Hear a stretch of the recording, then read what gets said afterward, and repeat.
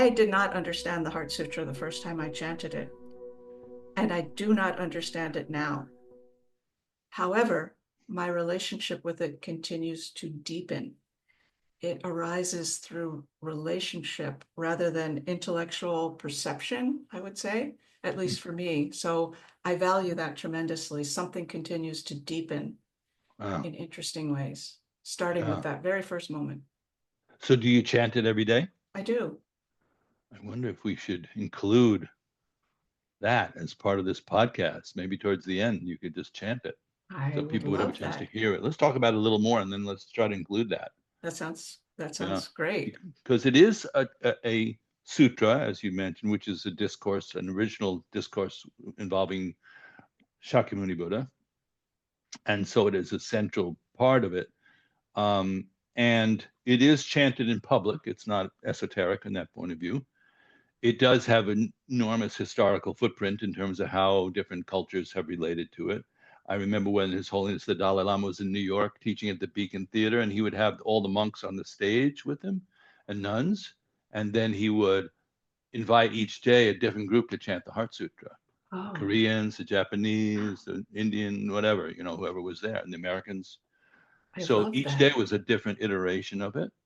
I call it like the amazing grace of the Buddhist world because everybody knows a version of it. Uh, so now I'll take you at your word, my dear wonderful friend Susan Piver, as I would like to, that you uh, don't understand it. Is that what you said? That is what I said. Uh-huh. But it's okay if I um, enter that exploration with you. I would love that. Yeah. So what kind of a uh, process would you go through to understand it? Let's say you wanted to try to understand it more. What would you do? I would say, as I have said to myself, and as I was taught, there are three ways to understand the Heart Sutra. Okay. The first is the meaning of the words. Okay. What is a skanda? Who is Avalokiteshvara? All What right. does Om Gate Gate mean? Very important. All right. But that's usually where we, I would say, at least as Westerners, stop. If I can understand what the words mean, then I can understand the whole thing. But this doesn't work that way. The second way to understand it is by hearing the sound of the words. So it's often chanted in a monotone, and perhaps that's why. I mean, it doesn't have to be, but the words themselves have a sound like it is a giant seed syllable, like om or hum or hri. I'm making that part up, but that's the second way, the sound of the words, not just this meaning, the sound. And the third is the environment into which it is spoken seems to alter in Oh, some way. it morphs? It feels different to be in a Uh-huh. room where you're chanting the Heart Sutra than it does to be in that same room without chanting the Heart Sutra. Right. That's my explanation. So that's what I would say, those three ways. Okay. So there is the meaning of the words. Mhm. There is the sound of it. Yep. Okay. And there's the atmosphere. I will give you an example. You are Okay. a musician. That's not the example, but Right. you Okay. are a musician. So you will have your own similar examples, I'm sure. Right. So Okay. I was taking a walk, as one does, with my AirPods in, listening to music.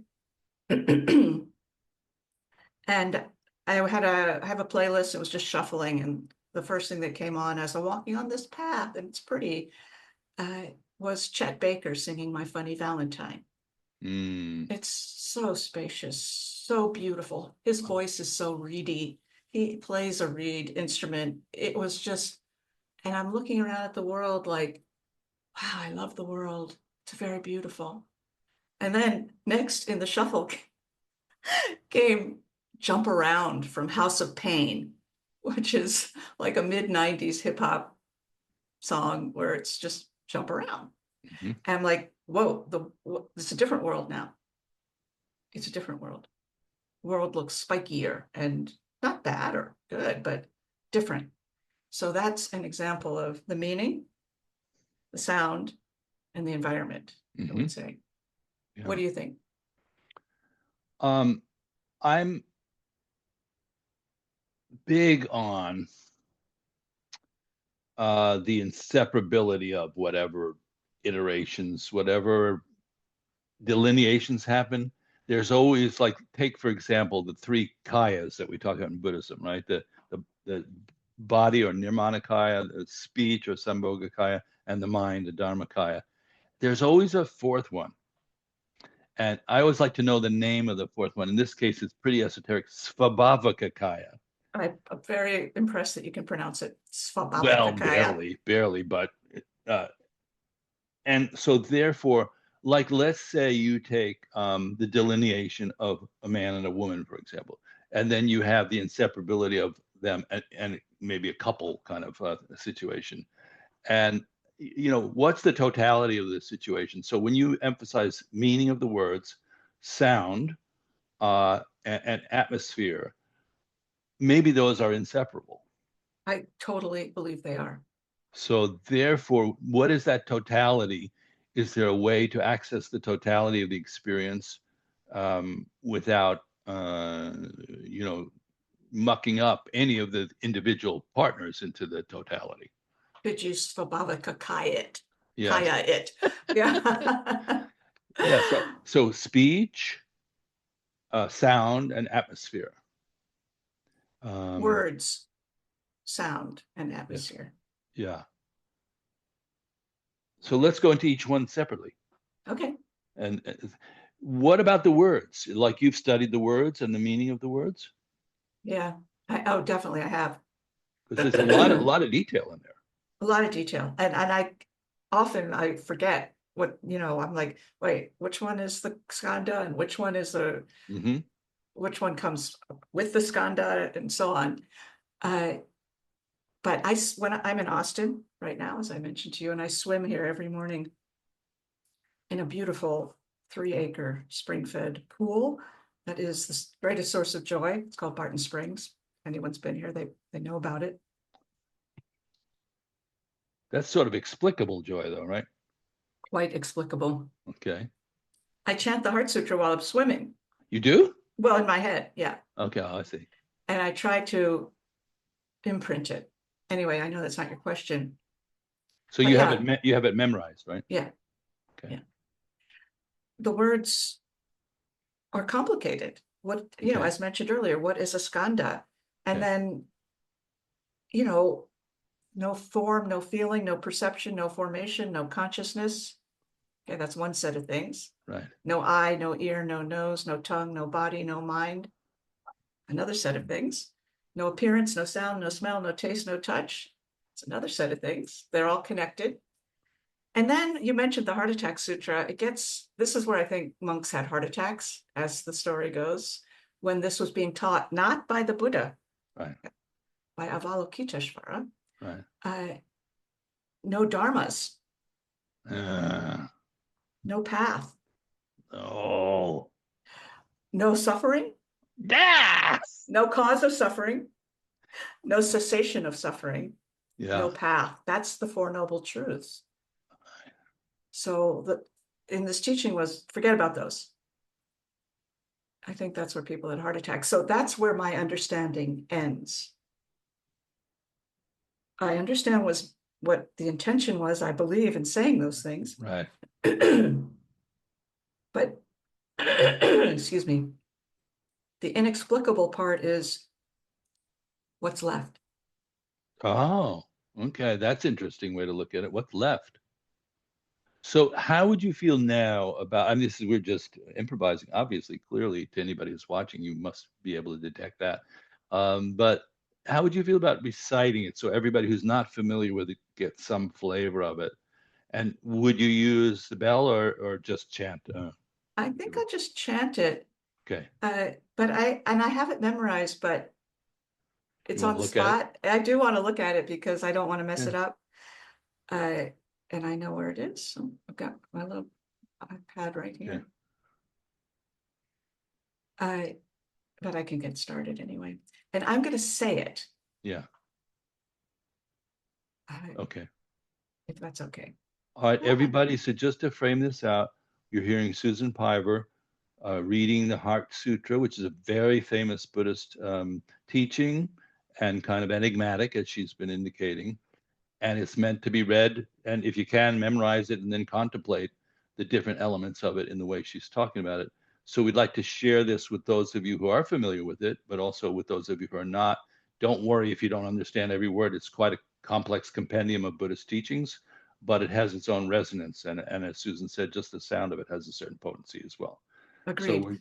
let's please, if you will. I will. I just want to make one comment on the very opening phrase, which is, "Thus have I heard." So who is this I? It's thought to be Ananda, who was the Buddhist secretary and also his cousin, renowned for his spectacular memory. Right. But maybe he had a bad stomach that day. Maybe someone got in a fight with him. We don't know what he remembered. Was it? So you have to be the I every time. Okay. Thus have I heard. Once the Blessed One was dwelling in Raja Griha at Vulture Peak Mountain, together with a great gathering of the Sangha of monks and a great gathering of the Sangha of bodhisattvas. At that time, the Blessed One entered the samadhi that expresses the Dharma, called profound illumination, and at the same time, noble Avalokiteshvara, the Bodhisattva Mahasattva, while practicing the profound Prajnaparamita, saw in this way. He saw the 5 skandhas to be empty of nature. Then, through the power of the Buddha, Venerable Shariputra said to noble Avalokiteshvara, the Bodhisattva Mahasattva, "How should a son or daughter of noble family train who wishes to practice the profound Prajnaparamita?" Addressed in this way, noble Avalokiteshvara, the Bodhisattva Mahasattva, said to Venerable Shariputra, "Oh, Shariputra, a son or daughter of noble family who wishes to practice the profound Prajnaparamita should see in this way, seeing the 5 skandhas to be empty of nature. Form is emptiness. Emptiness also is form. Emptiness is no other than form. Form is no other than emptiness. In the same way, feeling, perception, formation, and consciousness are emptiness. Thus, Shariputra, all dharmas are emptiness. There are no characteristics. There is no birth and no cessation. There is no impurity and no purity. There is no decrease and no increase. Therefore, Shariputra, in emptiness, there is no form, no feeling, no perception, no formation, no consciousness, no eye, no ear, no nose, no tongue, no body, no mind, no appearance, no sound, no smell, no taste, no touch, no dharmas, no I dhatu up to no mind dhatu, no dhatu of dharmas, no mind consciousness dhatu, no ignorance, no end of ignorance up to no old age and death, no end of old age and death, no suffering, no origin of suffering, no cessation of suffering, no path, no wisdom, no attainment, and no non-attainment. Therefore, Shariputra, since the bodhisattvas have no attainment, they abide by means of Prajnaparamita. Since there is no obscuration of mind, there is no fear. They transcend falsity and attain complete nirvana. All the Buddhas of the 3 times, by means of Prajnaparamita, fully awaken to unsurpassable, true, complete enlightenment. Therefore, the great mantra of Prajnaparamita, the mantra of great insight, the unsurpassed mantra, the unequaled mantra, the mantra that calms all suffering, should be known as truth, since there is no deception. The Prajnaparamita mantra is said in this way: Om Gate Gate Paragate Parasamgate Bodhi Svaha. Thus, Shariputra, the Bodhisattva Mahasattva, should train in the profound Prajnaparamita. Then, the Blessed One arose from that samadhi and praised noble Avalokiteshvara, the Bodhisattva Mahasattva, saying, "Good, good, O son of noble family. Thus it is, O son of noble family. Thus it is. One should practice the profound Prajnaparamita just as you have taught, and all the Tathagatas will rejoice. When the Blessed One had said this, Venerable Shariputra and noble Avalokiteshvara, the Bodhisattva Mahasattva, that whole assembly and the world with its gods, humans, asuras, and Gandharvas rejoiced and praised the words of the Blessed One.